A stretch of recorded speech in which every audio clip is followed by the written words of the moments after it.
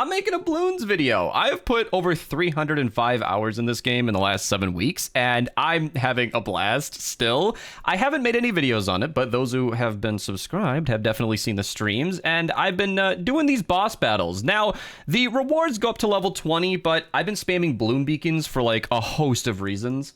I even wrote them out because I've been having so much fun doing these, because Bloon Beacons summon the boss, and they give you let me just read these out. They give you a use of Bloonstones, which is not a thing you have that much use for once you've built everything in the game, and the cost of Bloonstones can go down if you get no lives lost, if you use monkey teams, and if you actually defeat the boss in between. I'm a max level, so I get 15, but it goes up in increments, so as you level up, it goes from 5 to 8 to 10. I think there's a point where you get 12, but eventually it ends up at 15, regardless. So you can get a lot of your Bloonstones back just by doing the beacons with monkey teams, and it finishes boring and easy but usable tiles near your city faster and in less rounds. So that was 4 things. I find grinding tiles to be really boring. They go to like 30 plus rounds. It can take a while, and that's not fun.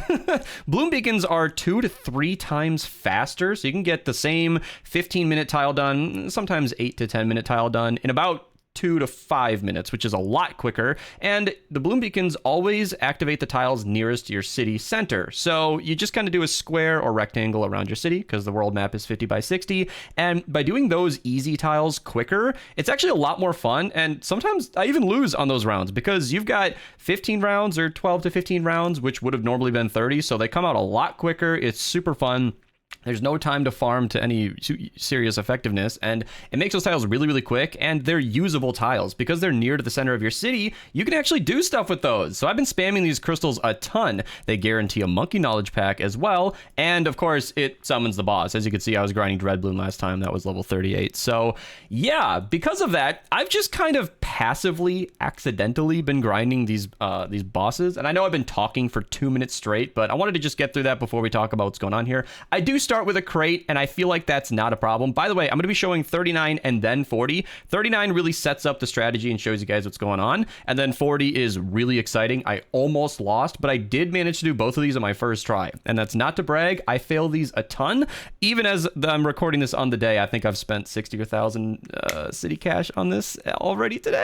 I fail sometimes. It happens, but I don't have a lot of use for city cash nowadays besides decoration, so I've just been grinding these out, and I do use a supply crate, and I think that's fair, because if you have any friends on Steam, which is easy to do, you get at least 5 a day. And if you just do boss fights and stuff, you get plenty. So what we're doing here is a lot. Now, Ice Shards is one of the probably the most effective cost to performance tower in the entire game. A lot of people think that's the Bloon Jitsu, and that might be true, but the Ice Shards is so strong that it can crash your game. That doesn't happen here today, but I don't use this in contested territory because it will crash your game.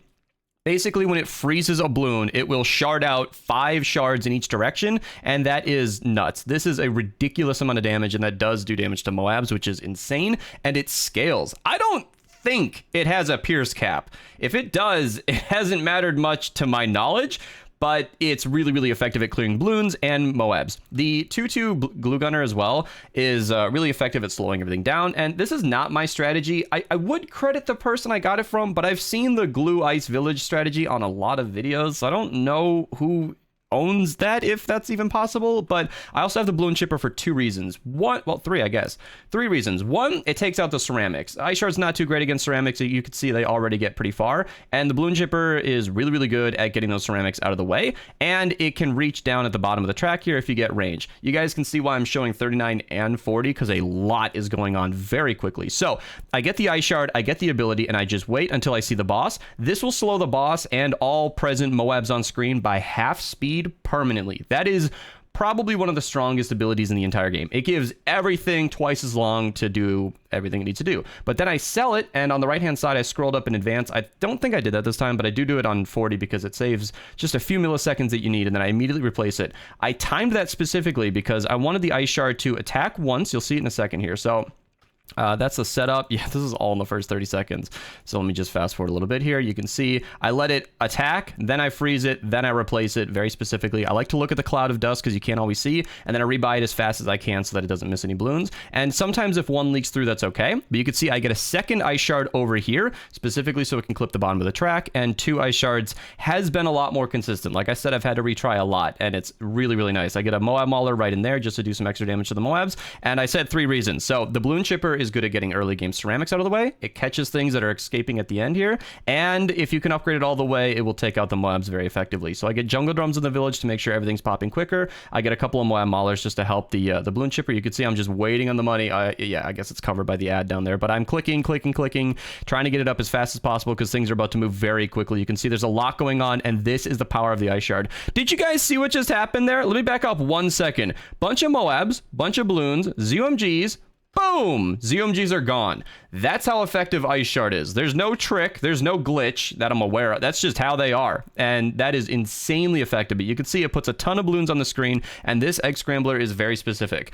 I can't reasonably expect anybody to have this. I got this from the Egg event in Easter. I played for about 9 days of that event straight, and barely got like not even a fifth of the way through the 7th out of 9 pages or something, 8 pages I think, and I ended up just spending balloon stones on this scrambler, and I'm so glad I did, because what happens is when a balloon leaks, you don't get the lives lost from that one bloom, and it activates a monkey boost for free. Granted, I know I'm covered by Code Mista. This is not a Fortnite video. Maybe I could just remove that. So 227 boosts is plenty. Again, not bragging. If you just do boss events, contested territory, play the game normally, you'll get boosts. The game really just throws them at you. Monkey teams, sometimes land grabs give them to you. Monkey boosts just happen. So getting one of those for free is excellent, but you can always just click a boost if you wanted to mimic this strategy in some way. I know I have a mainly Fortnite audience, so a Bloons tutorial is crazy, but I'm having too much fun. I don't care. I've made Tears of the Kingdom tutorials too.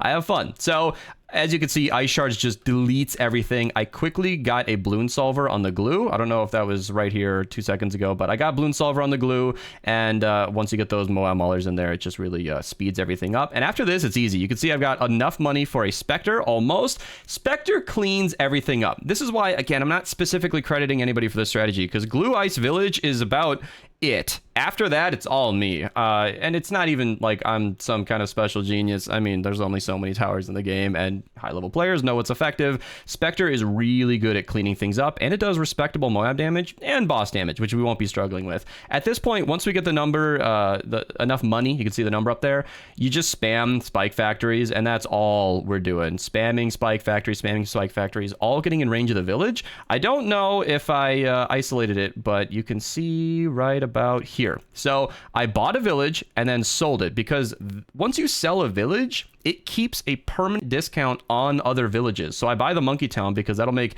every single balloon on screen give 50% more cash, and you can see that number on the top is a lot. And when you do really good damage to the boss, that counts as money. It goes so high, so fast. And the other reason to that, I suppose there are 2 reasons, is that it expands the range of the village, and we can eventually upgrade it to an energy beacon, which will allow us to reduce all cooldowns by 20%, which is excellent when we are spamming Spike Storm. So you can see I get another one out here. That's for 2 key reasons. One, just space. This gets really cluttered and I can't see what I'm doing, so I just put it out here.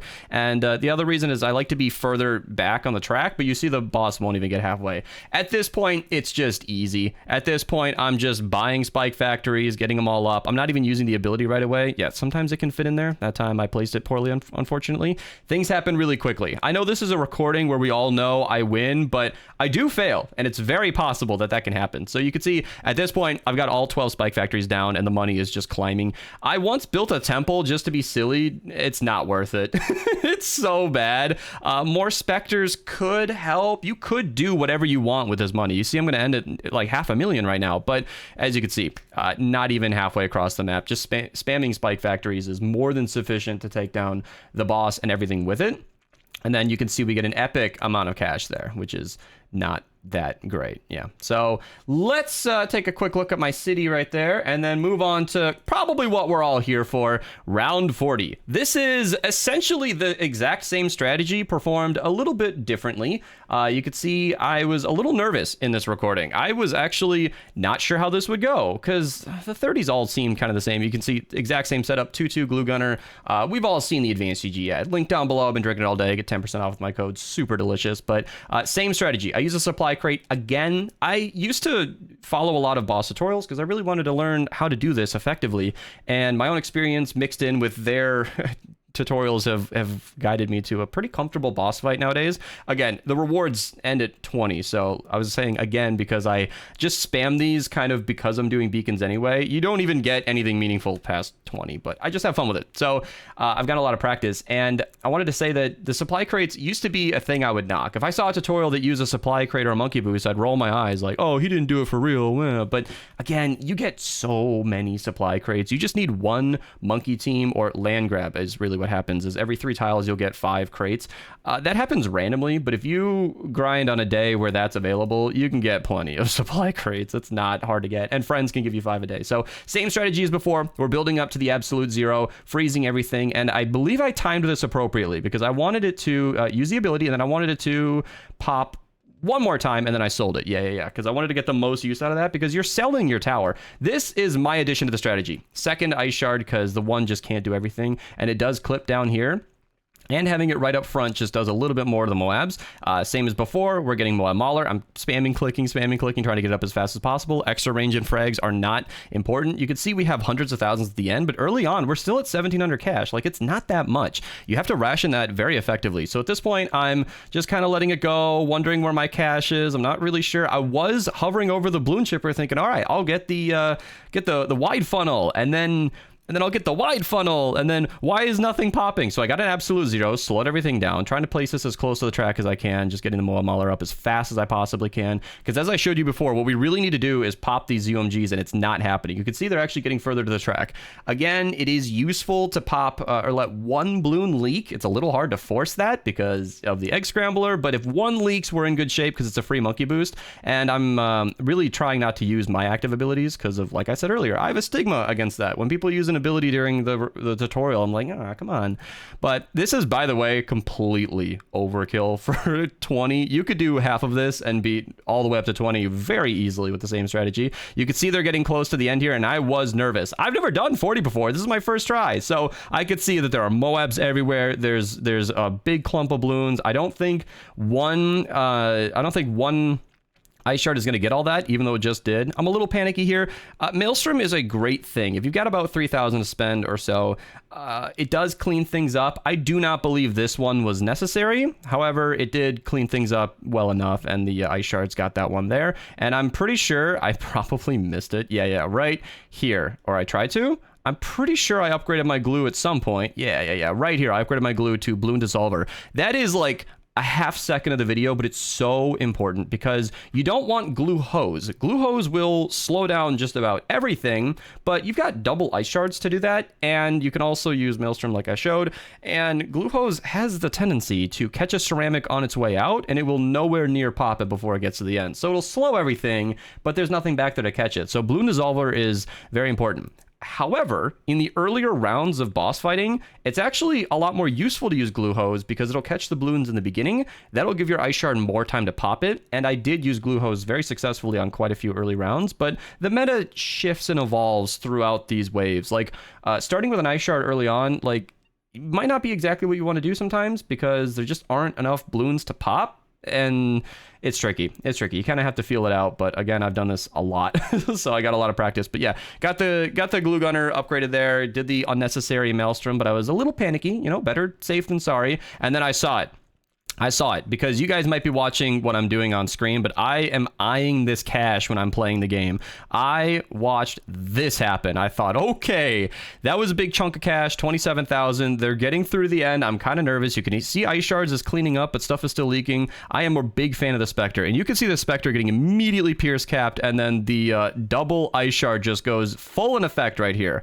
I am so panicky right now thinking I'm going to fail round 40 on my first try because I don't want to make a video showcase, tutorial, whatever the hell this is, and have that be a retry, but it's fair to be transparent. I do fail, and you can see the compression is just having a very hard time with the amount of colors on screen. That happens to every Bloons content creator ever. Spectre is cleaning up, chasing a little bit. I'm just using road spikes, and I'm down to 72 hearts. At that point, we're fine. The big clump of everything is gone. We're at 85,000 cash, and now we're chilling. Although I have failed at this point before. It's kind of funny because when I used to do boss fights early on and I had less experience, I was really nervous at this stage because I felt like, in every boss fight, you want to damage the boss as soon as possible. Oh my gosh, that's the biggest deal on screen. Not at all. Not at all. You can see I have plenty of time to pop the boss. Yeah, see, the Bloons are still getting pretty far. So a lot of times I would find myself rushing towards the Spike Factory because the Spike Factory does damage to the boss and it gives me money and I need that, but it is insufficient popping power later on. I did get an Arctic Wind here. That's very key. Arctic Wind is really, really good at stopping everything on screen, and the Ice Shards love that. I do mean Arctic Wind. I know I got Viral Frost. That was completely a misclick. Viral Frost will certainly help, and we have the cash, but not necessary and not what I wanted to do. Contested Territory has taught me that Viral Frost is super laggy, but we're not going to be in this game long enough for that to matter. And I am getting the Red Hot spikes very specifically. I could get a Mib, but just buying the Red Hot is fine. It's fine. And that's because of the ice. I don't want it to land on these ice frozen Bloons and then the spikes will just go away. And you can see the way the spike storm fans out. I don't actually know if the spikes can hit a frozen Bloon and stop before they hit a Moab. I just like to avoid that altogether. And even though the ice shard is popping them right away, it's also kind of not. It's snapping, freezing the Bloon, destroying all the spikes, and then the ice shard. So just to make that a little more consistent, I do the Red Hot spikes, and you can see level 40 was easy. So once again, I don't know who this was for. I don't have a Bloons audience, and this game is like 23, it's 11 years old, but I'm just having too much fun. So if there are 4 of you who have been enjoying this game with me, I know you guys exist. Yeah, a bunch of my fans have gotten really into this game because it's free on Steam. Free to play, 700 megabytes, so it's not a lot of space. It's not Call of Duty at 240 gigs. This is 700 megabytes, and it syncs with your phone. It's available on mobile devices. This is not an ad for Monkey City. I'm just saying, this game, like, is just so, it's just so, what am I trying to look for? It's so available, whatever. You can just get it for free. And so a lot of people have been getting into it. And that is how fun the game can be. I agree. Tile grinding can get pretty boring, but boss fights, you know, pretty exciting. All right, thanks for watching. That's level 40 Vortex. I'm probably going to keep going on in private, but that's a big number that we can all enjoy. And there's a tutorial if anybody wanted. If you made it to the 30s, you probably don't need anybody's help anymore, but this strategy, like I said, does apply in some form to the lower levels. So if you're struggling at all, maybe this will help.